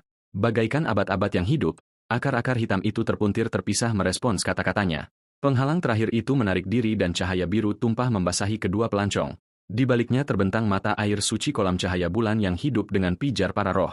Yoru mengenali tempat suci kuno yang dijaga oleh generasi-generasi Beaskin. Ketika ditanya tentang berabad-abad lamanya, Chia menjelaskan bahwa setiap penjaga sibuk dengan kerusuhan di desa. Jalan kita harus berpisah di sini, katanya, menambahkan ia berharap adiknya yang terancam bahaya tetap selamat. Yoru mengucapkan selamat tinggal yang tenang kepada penyelamatnya. Suara lemahnya tak mampu mengekspresikan kedalaman rasa terima kasihnya. Chia memotong perpisahan itu dan memerintahkannya masuk ke dalam air selagi mereka masih punya waktu. Melepaskan pakaian luar untuk mata air tersebut, Yoru mengamati permukaan yang bercahaya dan bertanya-tanya apakah tempat itu benar-benar bisa menyembuhkannya. Chia melepas pakaian luarnya juga, menjelaskan bahwa ritual tersebut membutuhkan mereka berdua. Sudah berada di dalam air, Yoru menyadari dengan rasa malu bahwa perempuan itu berencana untuk bergabung dengannya. Chia mengatupkan kedua tangannya dan memanggil anak bulan untuk menjawab suaranya. Cahaya biru mengelilinginya saat ia masuk, mengubah tempat suci terlarang itu menjadi pemandangan dunia lain. Ia mengangkat air suci ke arah bulan dan meminta air itu menyembuhkan prajurit yang terluka dan kelelahan. Ritual itu mulai bekerja, dan tubuh Yoru yang kelelahan terbenam di bawah permukaan air yang bercahaya. Dari dekat, Chia tersenyum saat mata air tersebut memulai kerja senyapnya. Mantra itu menguras tenaganya juga, memaksanya untuk bersandar di tepi tebing dan mengatur napasnya. Kemudian, ia berbalik dengan gelisah ke arah hutan, merasakan adanya gangguan di luar area pembersihan. Sebuah ledakan merekah di atas desa yang jauh, melemparkan api dan asap ke dalam malam. Telinga Chia berkedut ke arah ledakan tersebut saat setiap jejak ketenangan lenyap dari wajahnya. Pendengarannya yang tajam menangkap jeritan penduduk desa yang meminta tolong dan memohon para penyerang untuk berhenti. Kobaran api terus merayap menaiki pepohonan. Pemukiman tersembunyi itu diserang.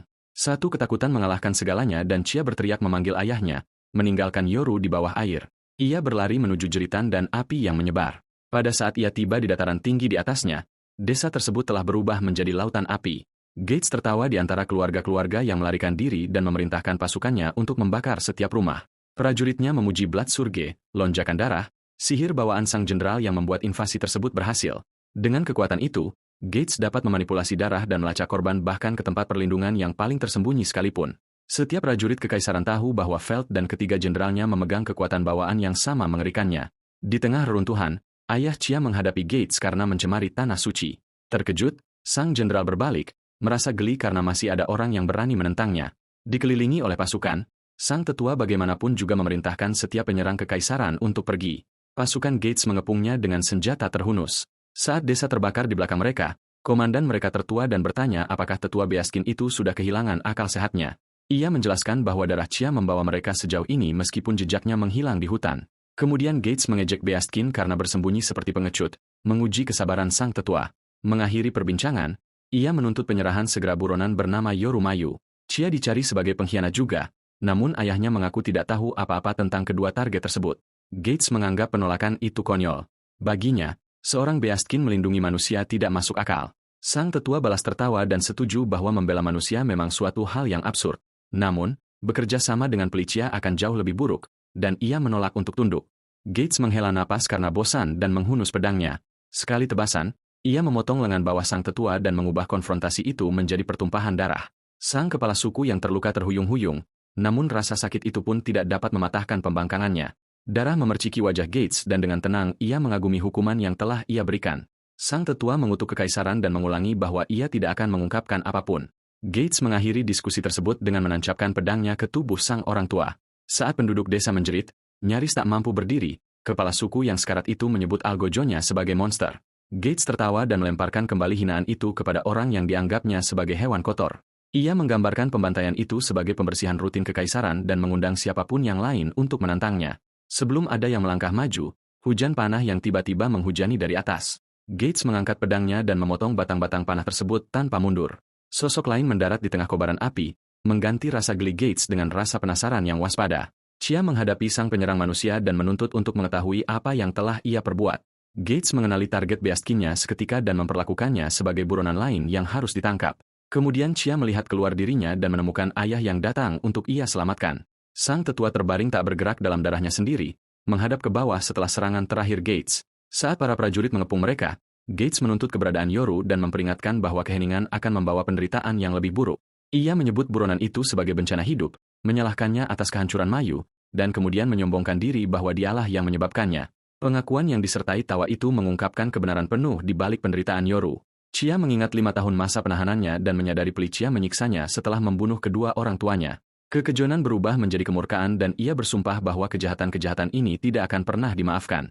Cakar terentang, Chia menerkam Gates sebelum ia sempat membalas. Serangannya menghantam pedangnya, namun sang jenderal menyerap kekuatan tersebut tanpa kehilangan pijakannya. Chia menyerang dari segala arah sementara baja Gates mencegat cakar-cakar wanita itu dalam lingkaran cepat.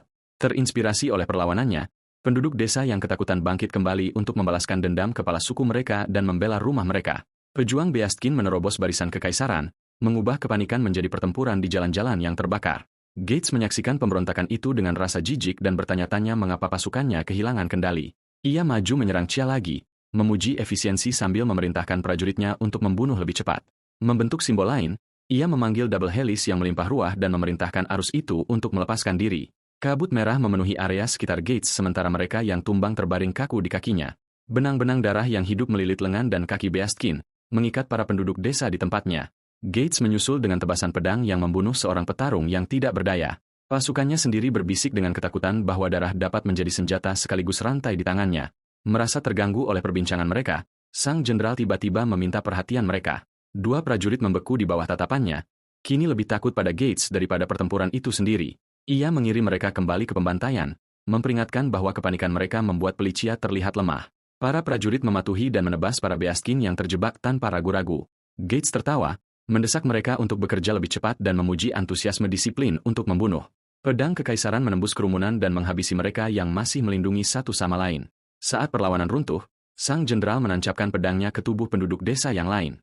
Berbalik ke arah Chia, ia bertanya apakah perlawanan menyedihkan itu adalah yang terbaik yang bisa ia berikan. Air mata masih menggenang di matanya, namun ia bersimpuh dan menegaskan bahwa pertarungan belum berakhir. Gates mengejek kekeras kepalaannya dan berjanji untuk mengajarkan disiplin melalui rasa sakit. Chia menyerang lagi, bersumpah tidak akan pernah menerima kekalahan di hadapan pria seperti dirinya. Tendril darah melesat melintasi jalurnya sebelum ia bisa mencapai sang tuan. Untaian merah pekat itu menutup dari segala arah dan memotong setiap jalan keluar. Mereka melingkar di batang tubuh dan anggota tubuhnya, meninggalkannya tak berdaya di dalam kungkungan. Gates mencegat leher Chia dan menyalahkan perlawanannya atas pembantaian tersebut. Ia memaksanya melihat mayat-mayat itu dan mengeklaim bahwa setiap penduduk desa tewas karena dirinya. Chia menatap melalui air mata yang berkumpul, tidak mampu menjawab kekejaman sang jenderal yang disengaja. Kekuatannya yang tersisa memudar, menyisakan bisikan patah hati untuk semua orang yang telah ia hilangkan. Dengan perlawanannya yang telah lenyap, Gates mengumumkan bahwa inilah saatnya mengambil hadiah pribadinya. Ia merenggut kepalanya dan mengancam pelecehan lebih lanjut, memperlakukan kekejaman sebagai sesuatu yang telah ia menangkan. Sebelum ia bisa melanjutkan, seorang prajurit kekaisaran berlari mendekat dan memanggil namanya dengan penuh desakan. Prajurit itu menunjuk ke arah pintu masuk desa, menarik Gates menjauh dari tawanannya. Sebuah siluet soliter berdiri di balik asap dan reruntuhan. Yoru menunggu di sana di atas kakinya sendiri, tubuhnya telah pulih cukup untuk menghadapi sang pemburu. Gates mengenali mantan tawanan itu dan meledak dalam kegirangan atas reuni mereka setelah 5 tahun. Masih terikat, Chia berbisik menyebut nama pinjaman Yoru dengan kelegaan yang melelahkan. Lelaki itu tidak menjawab, tatapannya yang dingin tetap tertuju lurus pada sang jenderal. Di balik kedatangannya terbentang mata air suci, kosong dan bersinar di bawah rembulan.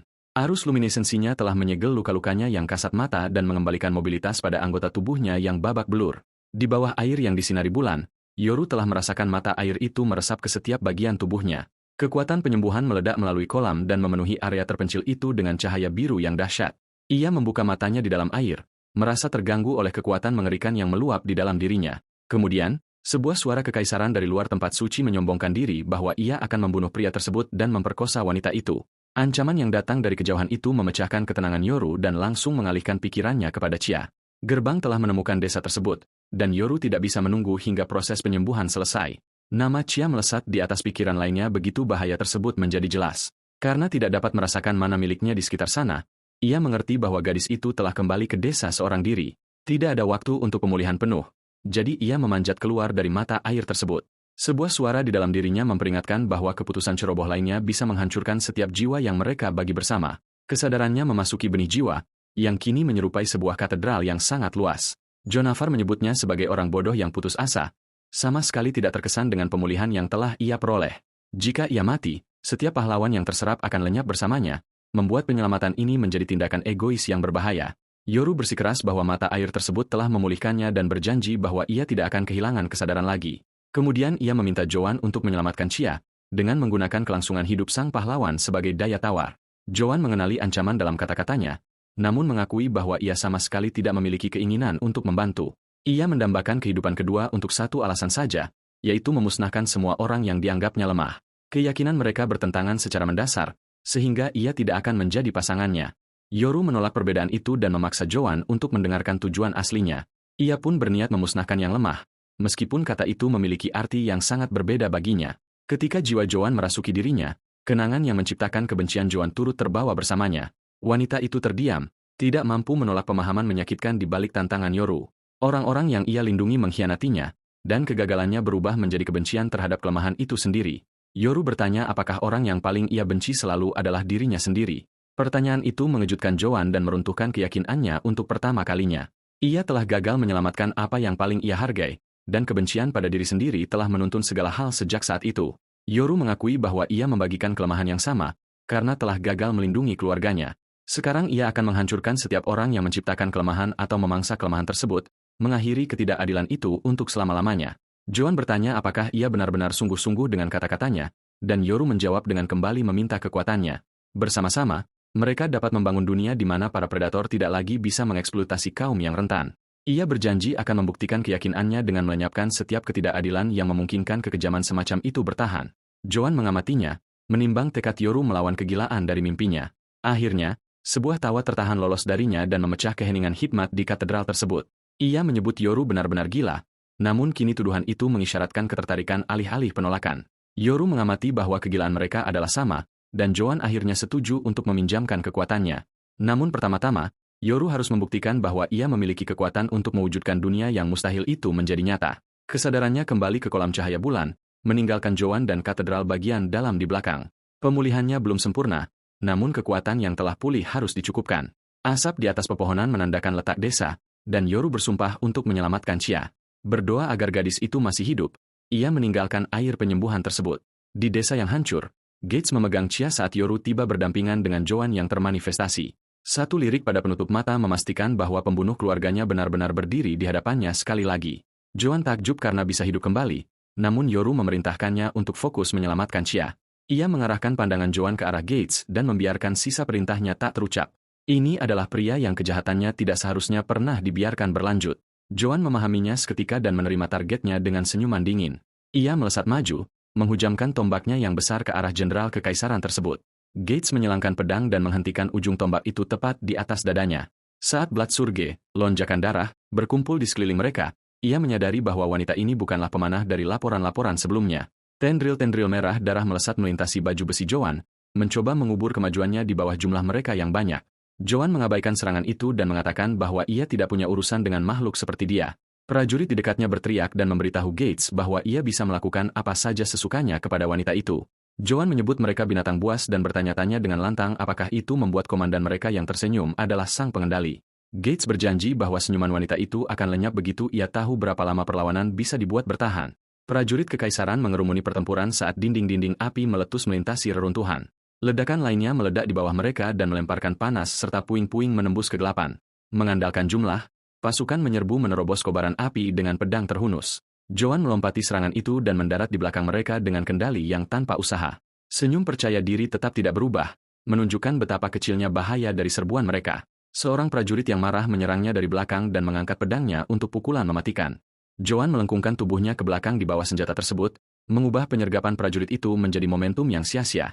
Masih dalam posisi terbalik, ia mengatupkan kedua tangannya yang berlapis baja dan memohon kepada sang penguasa untuk kekuatan demi memukul mundur yang lemah. Tanda-tanda merah muncul di atas setiap penyerang, menghukum mereka semua sekaligus. Joan bangkit di dalam pilar cahaya saat senjata-senjata berpijar berkumpul di atas para prajurit yang bertanda. Rentetan serangan suci jatuh seketika, menembus helm dan menjatuhkan seluruh formasi tersebut. Gates menatap dengan tidak percaya, tidak mampu mengidentifikasi sekolah sihir apapun yang mampu melakukan kehancuran seperti itu. Joan menolak kata sihir dan menyebut pembantaian itu tidak lain adalah pekerjaan Tuhan. Sinar yang turun adalah cahaya keselamatan yang dikirim untuk membimbing setiap pendosa di hadapannya. Melalui tubuh Joan yang termanifestasi, kekuatan pinjaman Yoru melebihi apapun yang dibayangkan musuh-musuhnya. Gates melihat ke arah pasukannya yang telah mati dan mengabaikan akhir hidup mereka di desa yang hancur ini sebagai sesuatu yang menyedihkan. Joan maju dan menyebut Gates sebagai jiwa berikutnya yang akan ia bimbing ke sisi mereka. Gates membentuk segel tangan, melepaskan setiap kekangan pada tubuhnya, dan mengerahkan kekuatan penuhnya. Lonjakan darah melingkar melalui para prajurit yang telah gugur dan menguras sisa jasad mereka atas perintahnya. Mayat-mayat itu menyusut menjadi mumia sementara suara-suara terdistorsi bersukacita karena terus melayani jenderal mereka. Seorang prajurit yang selamat memohon agar ia berhenti, namun Gates menyebut kematian sebagai kewajiban lain yang harus dibayarkan kepada Felicia. Ketakutan prajurit itu berubah menjadi ngeri ketika ia menyadari komandannya akan mengorbankan mereka semua. Diberdayakan oleh darah curian, Gates dengan sombong menyatakan bahwa ia akhirnya telah menemukan kembali buronan pembawa bencana itu.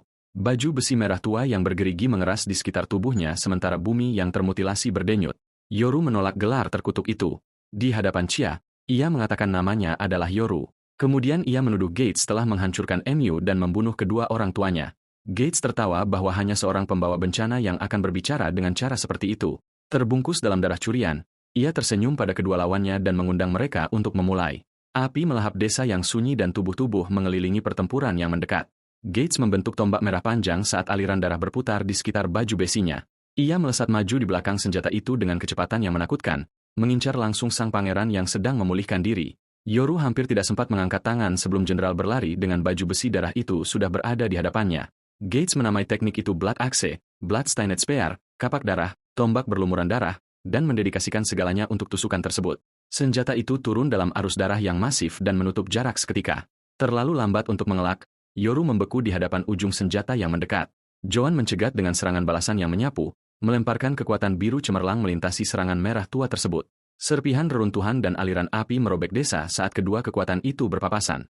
Tabrakan itu meledak di hadapan Yoru, namun Joan menjauhkan kekuatan mematikannya dari pemuda itu. Peringatan dinginnya memperjelas satu fakta sebelum Gates bisa mengalihkan perhatiannya lagi. Joan adalah lawannya sekarang, dan pria itu tidak akan bisa mencapai Yoru tanpa mengalahkannya. Gates menerima tantangan itu dan mengayunkan senjata tempaan darahnya ke arah wanita itu. Joan menangkis hantaman sapuan itu pada tombaknya, mempertemukan kekuatan merah dengan baja perak. Energi merah dan biru meledak keluar saat senjata-senjata itu bergesekan satu sama lain. Gates melecutkan tombaknya ke atas untuk serangan lainnya, namun Joan menyelip di bawah jalurnya. Tombak besarnya melesat ke atas dan menghantam bagian tengah pelat dadanya. Titik perak itu menembus baju besi merahnya dan menyemburkan darah segar melintasi benturan yang berpijar itu. Alih-alih perlawanan yang padat, Joan merasakan tombaknya amblas ke dalam cairan. Tubuh yang tertusuk itu runtuh menjadi darah saat Gates mengejeknya karena mengira wanita itu bisa menggores baju besi aslinya. Sebelum Joan sempat menarik diri, bilah-bilah darah yang tersembunyi merobek sisi tubuhnya. Sabit kembar merah melengkung di belakangnya dan melengkapi serangan balasan yang penuh tipu muslihat itu. Aman di dalam baju besinya, Gates merayakan keberhasilan dari tipuan tersebut. Joan menekan luka yang berdarah dan mengabaikannya sebagai tidak lebih dari sebuah goresan. Kemudian Yoru batuk darah di sampingnya, mengungkapkan bahwa luka itu telah mencapainya juga. Peringatan Simon sangat tepat. Setiap luka yang diderita oleh pahlawan yang diasimilasi merusak jiwa Yoru. Jika wadah yang retak itu mati, ketujuh roh yang terikat di dalamnya akan terhapus. Joan menyadari bahwa Yoru akan hancur sebelum dirinya, jadi ia tidak boleh membiarkan serangan lain menyentuhnya. Gates mengamati kekhawatiran mereka dengan kepuasan. Sudah merasakan kelemahan dalam ikatan mereka, Joan mengakui bahwa mengelak dengan sempurna jauh lebih mudah diucapkan daripada dilakukan. Saat sang jenderal bersiap untuk menghabisi mereka, ia mengangkat tombak darah yang menyala sangat besar, tidak mau membuat kaisarnya menunggu lebih lama lagi. Menghadapi senjata yang luar biasa besar itu, Joan bertanya kepada Yoru bagaimana mereka seharusnya bertahan hidup. Sambil masih batuk darah, pemuda itu mengatakan ia punya rencana dan bertanya apakah wanita itu mau mempercayainya. Di bawah bayang-bayang baju besi Gates yang menjulang, keduanya dengan cepat membagikan strategi mereka sebelum serangan itu jatuh. Senyuman tipis Joan kembali muncul. Ide berbahaya itu terdengar cukup menghibur untuk dicoba. Ia menyapu tombak kolosalnya melintasi tanah dan melepaskan gelombang kekuatan biru yang luas. Gelombang itu meruntuhkan bangunan terdekat dalam ledakan yang dahsyat, memenuhi medan perang dengan asap. Gates menertawakan pengalihan perhatian yang begitu kentara. Yakin bahwa keputusasaan semacam itu tidak akan pernah bisa mengecohnya. Di atas kepala, pagar tombak purgatorial darah memenuhi langit dengan trisula merah tua yang mengambang. Atas perintahnya, senjata-senjata itu menujam berulang kali ke dalam asap dan menusuk target yang tersembunyi. Siluet manusia muncul dari kabut, memberikan Gates celah yang ia harapkan. Ia menyerbu dan menancapkan trisulanya menembus sosok itu sebelum sosok tersebut sempat melarikan diri. Senjata itu menembus tubuh Joan, namun wajah dan posturnya tidak berubah sama sekali. Dengan rasa terkejut yang tiba-tiba, Gates menyadari bahwa serangan sempurnanya tidak mengenai apapun sama sekali. Joan palsu itu larut menjadi cahaya biru yang bergetar, mengungkapkan dirinya sebagai sebuah ilusi. Baru pada saat itulah Gates mengerti bahwa pengalihan perhatian tersebut menyembunyikan sesuatu yang ia anggap mustahil. Seorang prajurit yang selamat meneriakkan peringatan dan mengarahkan perhatian sang jenderal ke belakang punggungnya. Joan yang asli melayang di punggungnya, dikelilingi oleh pancaran cahaya biru yang tenang. Ia berdoa memohon belas kasihan ilahi dan meminta Tuhan untuk mencabut penderitaan Gates. Sigil-sigil keemasan terbentuk di sekelilingnya sementara kekuatan suci terkonsentrasi di dalam tombak yang sangat besar itu. Pilar cahaya biru turun dari Joan menghantam jenderal yang tak berpelindung. Gates menahannya dengan trisulanya, mengutuk saat kekuatan itu mendorongnya mundur. Kekuatan mereka meledak bersamaan sementara ia membual bahwa Jenderal Legiun Ketiga tidak dapat dikalahkan. Kebualannya berubah menjadi kepanikan saat senjata dan peluru kendalinya mulai gagal. Sinar yang luar biasa itu merobek Gates dari tanah dan melemparkannya ke udara. Sebuah ledakan besar melanda pusat desa dan mengirimkan api bergulir di sepanjang lembah. Pasukan kekaisaran menatap ke dalam asap yang mengepul dan bertanya-tanya apakah jenderal mereka akhirnya kalah. Beberapa orang menyerukan mundur sementara cahaya pembiasan mengungkapkan bagaimana ilusi Yoru telah memperdaya Gates. Terluka tetapi masih bisa berdiri, Joan mengakui bahwa penggunaan kekuatan Yoru secara instan membuatnya terkesan. Melalui napas terengah-engah, ia mengatakan bahwa ia mempercayai sang gadis suci untuk membuat rencana itu berhasil. Bahkan Joan menganggap kemampuannya untuk memahami dan menerapkan kekuatan ilahi dengan kecepatan seperti itu sebagai sesuatu yang tidak wajar. Di balik keyakinan sederhana itu terletak bakat magis yang kini dilihatnya hampir tak terbatas. Di dekat sana, Chia terbaring tak sadarkan diri di samping tubuh ayahnya yang tak bergerak. Ikatan darah di sekitarnya melonggar. Yoru berlutut, mengangkatnya dengan hati-hati, dan bertanya apakah gadis itu dapat mendengarnya. Mata emasnya perlahan terbuka dan mengenali nama pinjaman dari penyelamatnya. Kemudian ingatan itu kembali dan ketakutan akan ayahnya melanda segala hal lainnya. Ia melepaskan diri dari sokongan Yoru dan melemparkan dirinya ke samping tubuh sang tetua yang berlumuran darah. Memeluknya dengan putus asa, ia memohon agar ayahnya membuka matanya. Suaranya terus berlanjut di tengah kegelapan, memohon jawaban apapun dari pria yang sekarat itu. Chia menjerit di atas tubuhnya sementara Yoru mendekat melalui reruntuhan yang berlumuran darah. Permohonan tak bersawab itu terdengar di antara rumah-rumah yang terbakar dan mayat-mayat penduduk desa yang berserakan. Ia menolak untuk menerima keheningan pria itu dan mengulang permohonan putus asa yang sama di sela-sela air mata. Akhirnya, sang tetua membuka satu mata yang meredup dan membisikkan nama putrinya. Suaranya terdengar persis seperti suara ibunya, ujarnya, membuat Chia terpana. Ia berjanji untuk mencari pengobatan, tetapi ayahnya mengatakan bahwa para roh telah datang menjemputnya. Chia memeluk ayahnya erat-erat saat pria itu meminta maaf atas kekejaman bertahun-tahun.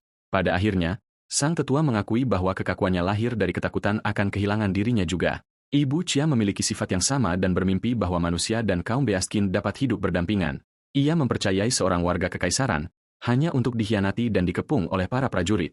Pasukan itu membunuhnya sebelum sang tetua sempat turun tangan, meninggikannya dengan keyakinan bahwa kekuatannya telah gagal. Meskipun ia telah memperingatkan putrinya tentang bahaya tersebut, ia menyalahkan dirinya sendiri karena tidak mampu menyelamatkannya. Ia tahu Chia masih peduli pada manusia, tetapi ketakutan tidak membiarkan keluarganya mengambil risiko untuk kedua kalinya. Mengharapkan tragedi itu terulang, ia mencoba memaksa putrinya untuk membenci seluruh umat manusia. Setiap penolakan dan kata-kata kejam berasal dari satu keinginan putus asa untuk melindungi anak yang dicintainya. Tubuh ayahnya yang melemah bergetar, dan Chia memohon agar ia tidak menyia-nyiakan sisa tenaga terakhirnya. Sebaliknya, sang tetua meraih putrinya dan meminta untuk melihat senyuman yang telah dirindukannya selama bertahun-tahun. Chia menempelkan tangan ayahnya yang gemetar ke pipinya dan memaksakan kehangatan di tengah kesedihannya. Ia memberikan senyuman yang diminta ayahnya, membuktikan bahwa putri lembut yang diingatnya masih hidup. Ayahnya menatap ekspresi akrab itu dalam keheningan. Ia mengatakan kepada Chia bahwa ia tampak persis seperti ibunya, yang rohnya seolah berdiri di sisinya. Tangannya terkulai lemah sementara ia meminta maaf untuk terakhir kalinya karena gagal melindunginya. Chia menatap ke bawah dengan tidak percaya, tidak mampu menerima keheningan tubuh ayahnya yang tiba-tiba.